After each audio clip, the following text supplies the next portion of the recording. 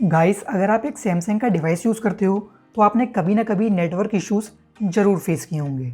Network issue एक बहुत ही common problem है, पर कई बार ये बहुत अनोइंग होती है।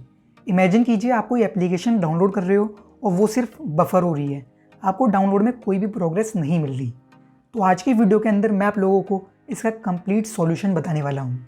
मैं आपको एक ट्रिक बताऊँगा और अगर आप उसे स्टेप बाय स्टेप फॉलो करते हो तो आप अपनी डाउनलोड स्पीड को अप टू 5 टाइम्स इंक्रीज़ कर सकते हो। तो सबसे पहले आपको प्ले स्टोर पर जाना है और प्ले स्टोर पर जाने के बाद आपको सैमसंग बैंड सिलेक्शन नाम की एप्लीकेशन को डाउनलोड करना है। इसका लिंक मैं डिस्क्रिप्शन में प्रोवाइड कर दूंगा। सबसे पहले मैं आप लोगों को अपनी डाउनलोड स्पीड चेक करा देता हूँ। अभी मेरे पास गैलेक्सी M21 है और इसके अंदर जियो का सिम कार्ड है।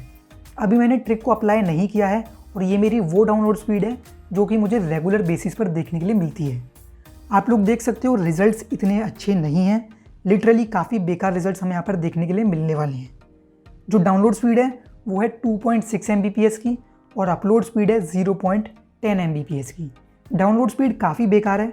इतनी स्पीड पर मैं एप्लीकेशन को डाउनलोड करूँगा तो मुझे काफ़ी टाइम लग सकता है।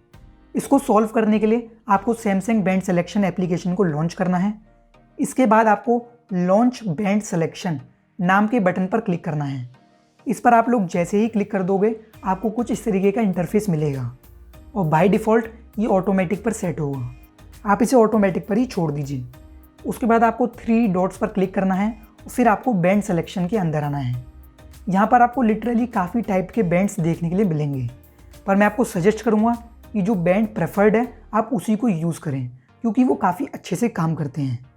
तो यहाँ पर आपको काफ़ी सारे प्रेफर्ड बैंड्स देखने के लिए मिलेंगे। ये एक हिट एंड ट्रायल मेथड है। हो सकता है जो बैंड मेरे लिए काम कर रहा है वो आपके लिए काम ना करे।